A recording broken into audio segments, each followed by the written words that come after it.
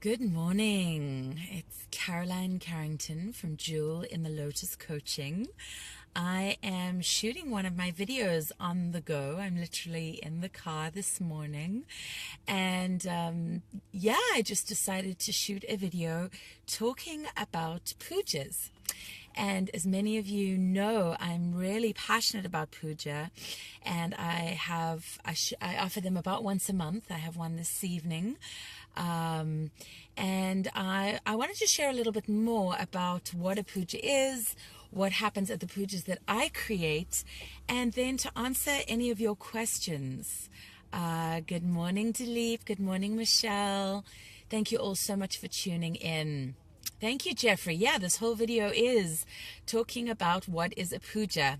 Welcome, Moya. Thank you so much. I love that. I love this medium of Facebook Live, which is actually pretty interactive. So there's a really beautiful definition of a puja in the Vijnana Bhairava Tantra. It's a tantric text, and I particularly like the translation in English called the Radiant Sutras by Lauren Roche. Oh, it's saying you can't hear me. Thank you so much. I'm going to turn up the volume. Thanks so much for letting me know. Anne, good morning, Diana. Please let me know if you can hear me now. And I particularly like the translation of the Vijnana Bhairava Tantra called the Radiant Sutras. And it's a little bit of a controversial translation because it's a poetic interpretation by a wonderful teacher called, one of my teachers actually, called Dr. Lauren Roche, who, thanks for letting me know you can hear, Anne, who's been studying this text, I believe, like for the last 40 years. So when somebody's worked with the text for that long, I think we can give them some license to play with it a little. But the word puja in Sanskrit, and this tradition comes from India. You know, I'm obviously not sitting in India now. Some of you know that I've recently been in India studying the Tantra of Sound. But Tantra itself actually comes from India, even though we've claimed it in the West for ourselves. It's really important to honor where these traditions come from. So I'm going to speak a little bit to that today. But so this word puja and the spelling, I don't read Devanagari, the writing for the Indian language, and I don't read Sanskrit. I'm a very humble scholar trying desperately to learn because it's such a powerful and energetic language. But the word puja in English, I normally spell it Puja. And sometimes you see it spelt in India as Pooja. Good morning, Hans. Thanks for tuning in. And this word means literally to worship. And I love that. I love that the whole premise behind puja is to worship. And in puja, and yes, Dilip, you're saying it means to offer prayers. I'm going to go into a little bit more of a definition of what happens in India. And I'm going to speak about my own experience. I've certainly attended some Tantrik and other, mainly Tantric pujas in the West, here in the US. And I'm talking about classical Tantric pujas. I actually teach a form of Tantra called NeoTantra, which is a much more westernized version to make it applicable to those of us in the West. And it also has a lot of focus on sexuality, which classical Tantra is a component of Tantra, but it's certainly not the main focus. Here in the West, we love to glorify sexuality, and we're so interested in it. And I know I get your guys' attention when I talk about sex. So it's a big part of why I teach Neo-Tantra. And then I weave in a lot of aspects of classical Tantra. Good morning, Ginger. Thanks for tuning in. So back to what puja is. So it really is this offering or this worship. And it can be an offering in many different forms. Thanks for enjoying my accent, Lucy. It can be an offering in many forms. The pujas that I attended in India, they would sometimes do fire puja. They would offer the element of fire. They would offer herbs into the fire. They would sing mantras. And mantras, I geek out on those a lot in my teaching and on Facebook. But mantras are really tools for training the mind and unlocking energetic pathways. In Tantric pujas, they actually offer mudras. I'm going to offer you this morning one of my favorite mudras, the mudra or the hand position for protection. Ganesha offers us this mudra of protection, and a number of the deities do that. So they in pujas they often offer mudra to accent the energy. Good morning, Cindy. Cindy was actually in India with me. And then good morning, Heather. So many amazing people tuning in. And the puja can be in, and we've got South Africa tuning in. Good morning, Tyron. Puja can be offered to a guru. It can be offered to a deity. You can offer puja to a river. You can offer puja for a blessing. So there are lots of reasons that you can actually do a puja, and flowers are offered, and incense is offered, and mantras are sung, and a lot of energy is placed at this focal point. So those are some of the elements of a classical Indian puja. But I want to talk a little bit about how I make that relevant to us in the West. And I know, excuse me, I know that there are plenty of people, some of my friends and myself included, that love going and studying these ancient rituals. And if that's up your alley, I celebrate that. But for some people, we need a little bit of a bridge between these rituals that don't always seem to be relevant in the West, to find a bridge to make them relevant. And that's some of what I try and do in my pujas.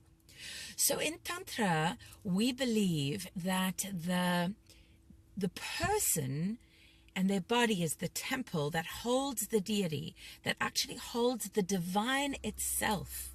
You are a beautiful, exquisite expression of the divine yourself. And in puja, we're literally creating an offering to you as this beautiful being of light. And the divine can be whatever it means to you. So you might still be thinking, oh my goodness, how is that relevant to the West? Well, it's really pretty amazing to be honored and celebrated. I think we definitely need more of that in the world. And really, these pujas are deep ritual where we get to play with mantra. We get to play with connection. And yes, you can offer a puja on behalf of someone else. Thank you for that question, Lucy. I was just at Amma, sitting with Amma, the hugging saint, and literally she can have her swamis or her, the sacred priests and holy men in her tradition offer puja on your behalf. So yes, somebody else can do that for you. But in my pujas, we are inviting in mantra, we're inviting in breath, we're inviting in sound, we're inviting in energy, we're inviting in pleasure and touch, and exploring new pathways of intimacy and connection. And so it's a really fun way to dip your toes in and discover what Tantra is all about. Because I kind of hand it to you in bite-sized chunks. You actually don't have to know anything about Tantra to attend one of my pujas. And I often recommend to people that it's a great jumping off point. So basically what I do as an overview is that I create 15 to 20 minute guided exercises where I invite you into different experiences, and you get to choose at each moment how you want to interpret my invitation. You can come to the event as a single person, as an individual, or you can bring a partner. And partners, if they want to, can spend the whole evening working together. But my invitation is that you actually explore with a range of different people throughout the evening so that you can really amplify your skill level and then take what you've learned back to your partner. Now, before you get too freaked out going, oh my goodness, what does this mean? What am I going to have to do? I don't know about this. Will my boundaries be honored? You are at choice in every single moment. And while Tantra is all about honoring the divine, it's actually also about honoring yourself and your partner by making the choices that are right for you. So, talking about the kinds of boundaries, the two kinds of pujas I offer, and I'm using NeoTantric language here. I offer pink pujas, which has a very big focus on activating our heart center or our heart chakra. And I'm throwing in some Sanskrit pronunciation for you guys. It's not chakra, it's chakra. We get all that extra juice if we pronounce it correctly. So we open up our heart so we can come from a place of love. And that's what the pink means, really, that it's a love-fueled experience. And I also offer something called a black diamond puja.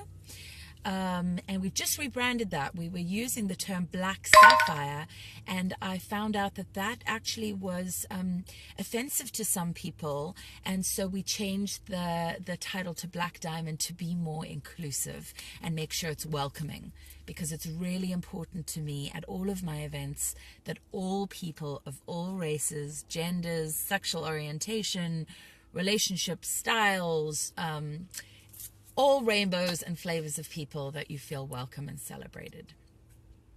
So, so at the Black Diamond Pujas, there we actually offering a range and a celebration where we're weaving both tantric elements and elements of shadow play, where we explore something called BDSM or kink in the play.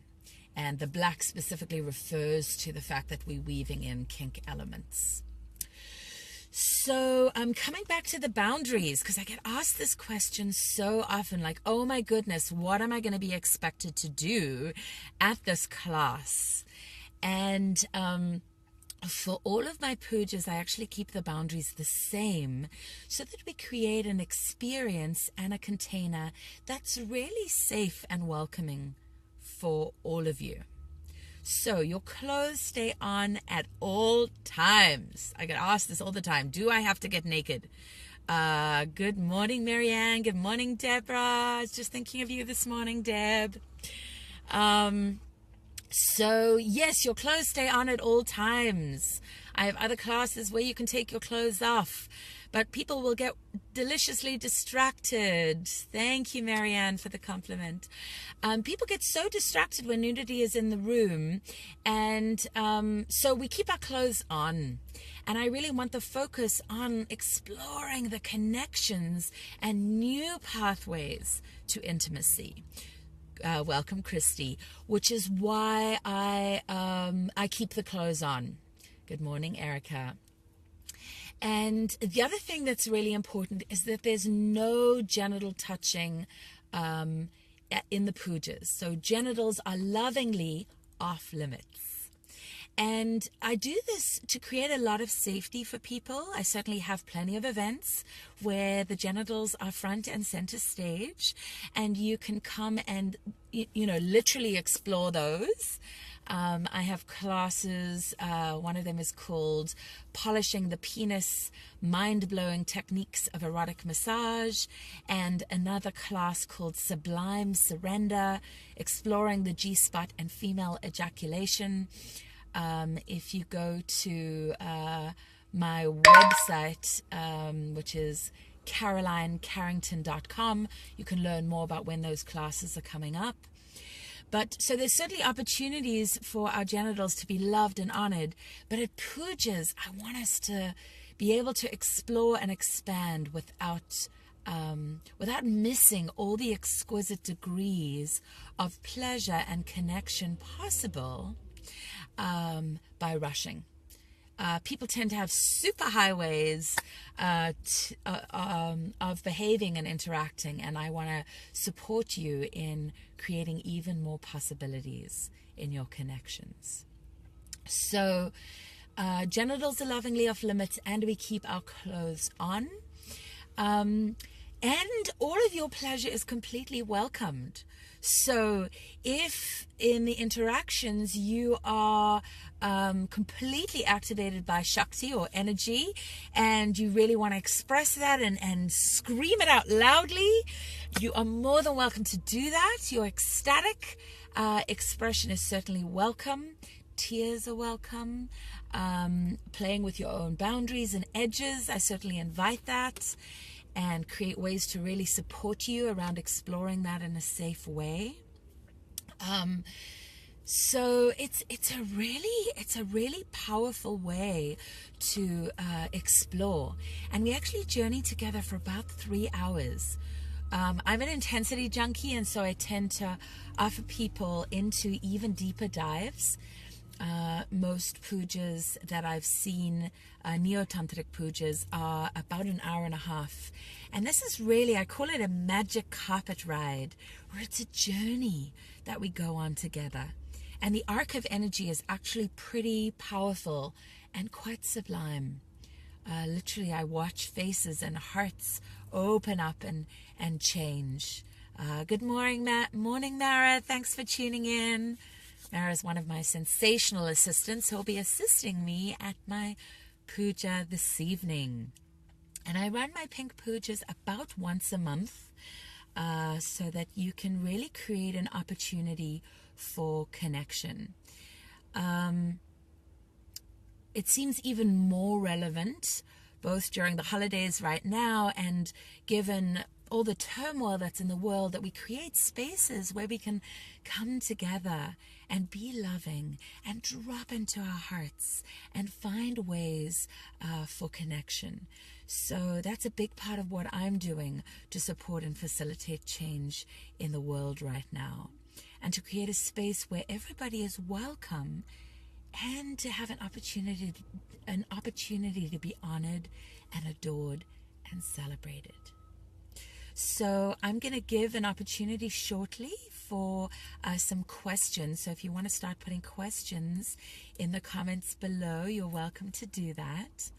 And then I just want to talk in a little more detail about some of what we'll explore in the puja. So we are going to explore ritual.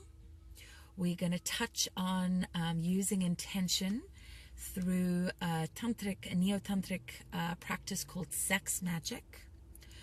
I love encouraging skeptics in the room to come and tap into energy for the first time. Welcome, Santosh.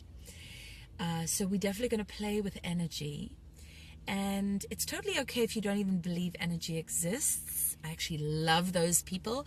I love checking in at the end of the class and seeing if you're still a skeptic after class, because many people have actually had, so a lot of how I teach is I want you to have an experience, a felt sense, an embodied experience of the theory, and then I don't need to convince you anymore, because you've actually had that experience in your body, and then we can go back and uncover some of the theory. So it's a very experiential and a hands-on experience. So then we're going to play with mantra, as I said, and it's a great tool to help you to get out of your head and to quieten the mind. It's also a pranayama or a breath practice. And we'll actually use breath and the power of breath to activate and enliven. So many of my puja students are tuning in. Good morning, Diana. But we're going to use the breath, and for you to see how powerful it is to activate and enliven your body and your energy with breath. Welcome, Erica. And as I said, there can be some pretty boisterous stuff going on around the room, because you're encouraged to share your sounds and your pleasure, and actually keep the words mostly inside to keep the energy building throughout the journey. And some of this is because it's actually, Tantra is a meditation practice. It often doesn't look like meditation, because the kinds of meditation I like is very dynamic. Mantra is certainly part of that, but tantric practice, even if we're exploring, which we do in the pujas, we explore exquisite ways to touch consciously. So you can come to my pujas and learn to become a magnificent lover. Literally, if you apply all the things that I teach you in the 3 hours, it can revolutionize your lover space and your sex life. But you have to actually go and apply what I teach you. And when I say teach, you're going to be having so much fun, you probably won't even realize you're learning, but you're going to learn through a felt and embodied sense. So the learning actually goes in a lot deeper. So as I said, we're going to be practicing exquisite ways of touching and electrifying ways to enliven your body. And the presence, we're going to be practicing presence. We're going to be practicing intimacy. And with the touch, I'm going to teach you 1,001 ways to activate and enliven the body, and actually wake up your own body and your lover's body. You're going to learn to become a better giver and a better receiver, because you're going to get the opportunity to do both, to give and receive during these rituals. Apologies, I've got all these wonderful reminders. Technology is reminding me I have calls to get on shortly. So yeah, we also going to be able to explore what it's like to surrender to receiving, and what it's like to become a good giver. And Sunu, how do I say your name? Sonu, I hope I said that correctly. You're asking about chakras. I'll go into that in a moment. Diana, welcome. Yes, it really is an incredible experience. I mean, my pujas literally sell out. I know I have one spot left for my puja tonight, but they sell out sometimes a month in advance. They're really very popular. And we have between 24 and 28 people in the room. I have done pujas as big as 80 people at a conference that I teach at once a year, but generally I like to keep it, to between 24 and 28 people. So yes, in pujas we'll definitely be activating chakras, and chakras are energy centers. And for those of you that don't yet believe in energy, and they're actually clusters of nerve endings at particular parts in the body. There's a lot of debate about how many chakras there are. There's a lot of agreement that there are 7 major ones, and we focus a lot on working with the heart chakra, this heart energy center, and activating that. And we do that through appreciations. We do that through hands-on touch. I teach a lot in the Bay Area, and we've got a lot of people that are engineers in Silicon Valley here. And we have, it's a way where I get geeky about energy and circuits of energy. So we play with circuits in the puja. But literally it can be activating portals. Well, yes, Sonu, I agree. There are 9 chakras. Yeah, there are different traditions that teach different things. We'll also be playing with the chakras in the hands. We actually have chakras in the centers of our hands. And beyond chakras, there are also nadis, or energy channels, that will be opening up. And we'll open up those nadis, which again are like these super highways to move energy through the body. So this is some of the theory. You don't have to understand all of it to come to my puja. I'm just responding to some of the questions on Facebook Live this morning. Good morning, Claudia. But what I really want you to come and do is drop into presence. to connect deeply with the person that you are sharing each exercise with. And as you do that and you drop in with full presence, that's what's going to invite you into an experience of meditation. And when there's a delicious distraction of noise going on the other side of the room, it's going to take mindfulness to stay with your partner, to be with them and not get too distracted. So yeah, that's part of how this becomes a meditation. There's a question here from Lucy. Do you believe one can read into a yoni like a palm reading one's energy that way? That's a little bit beyond the scope of this video.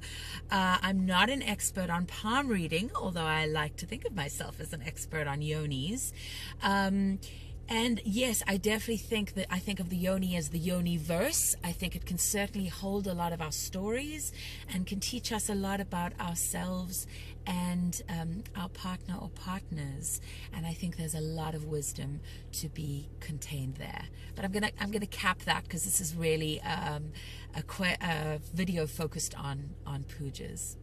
Thank you, Sonu. I'm so glad you're appreciating the knowledge that I'm sharing. Yeah. So, for example, your question about the chakras, we sometimes we actually do some meditations on the chakras. I sometimes use a tantric tool, mantra tool called the bija. You guys can all practice saying that at home. Bija, it's spelled B-I-J-A, Bija mantra. And the bija is the seed or the root sound for these mantras, and it gives a little bit of extra activation. So sometimes I actually teach those, and we do a practice where we start at the root chakra, which sits at the perineum, and work all the way up to the crown and back down again. I also teach some really powerful tools around grounding, and I hold you in an incredibly safe container. I build the, yes, in English for bija we can say seed. I'm translating Sanu because not everybody speaks or knows Sanskrit here, and I really want people to learn through the video and also to understand. So you'll walk away from these experiences with so many different tools that you can apply. And it's also really important to know that every puja that I do is slightly different. The intention we set at the beginning is different. The energy I bring to it is different. I often tap into the astrology and the energy of the moon. That may or may not be your thing. But for example, there's a new moon tonight, and we're going to sow intentions into that. And then I vary the exercises for every puja that I offer. And a lot of it becomes quite personal with some of the things I'm playing with in my own world. And we get to send out energy not only from our experience together, but we get to send the energy out to people we care about, or out to others in the world that are in need of some love. And then the other reason that it's different, I have students that come literally every single month. And it's amazing. It's a great way to meet people and build community with other like-minded people. If you are curious, for example, about exploring Tantra, and perhaps you don't have a partner, there's this misnomer that you have to have a partner to be able to explore Tantra. And I want to let you know that firstly, there are plenty of practices that are purely individual practices. And secondly, you can have a different experience when you are connecting with someone and when you're bringing your energies together and amplifying those. And so you can come and meet people that you can practice with. So it's a great way to actually build and join our growing Tantra community. And you don't have to have any previous knowledge to be there. I just answered your question about a partner. So you don't need a partner. I really have a big passion for the singles. And I sometimes think that it's the universe dancing its Leela, or dancing its story, its play, the divine play through me. While I have some lovers, most of them live out of the state, actually. So I consider myself single. And in doing so, I think the universe is modeling that it's perfectly fine and possible. I practice Tantra every day to be a Tantrika and to be practicing Tantra, whether you have a partner or not. So, couples and triads are certainly welcome, and if you're a single, or an individual, you do not need a partner to attend. Lucy, you've got so many questions. Let me read the next one. Do toys change the natural energy, specifically electronics? Thanks for your question. It's not really on the subject of puja, so I'm going to cover it very briefly. I am passionate about people exploring their pleasure in all forms. We don't use toys in the puja, but if you are asking that about your personal pleasure when you're with a partner, I think your question is there anything wrong with using a vibrator? I know that there are tantric schools, I've actually studied with some of them, that teach you, no, you should not use vibrators. It dulls your sensation. I completely disagree with that statement. I use some of the most powerful vibrators that are available on the market. It has never dulled my sensation. Tantra has in fact amplified my sensitivity, but I don't think there's anything wrong with the way that you choose to explore your pleasure. And I think I'll leave that question at that.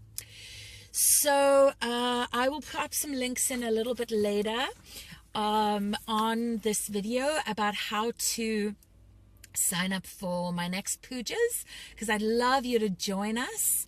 I teach predominantly in the Bay Area, but I do travel all over the country and actually all over the world. This year alone, I was in Hawaii and Joshua Tree and Boston and India. I wasn't actually teaching in India, but where else was I? I was in Hawaii. I've traveled I was in Toronto. So I am also available, by the way. Oh, and I'm teaching in LA next year. I'm leading Puja in April in LA. And I also am available to teach private classes. Specifically, if you have a group that comes together, I offer discounted rates. If you get the group together and I just come in and teach, and then I can actually come to you if it's beyond the Bay Area. So feel free to get in touch with me if you're interested in more of that. It's been my real pleasure to share my heart and passion for puja and about puja with you this morning. Good morning, Christina. Thank you for tuning in. Please feel free to share this video.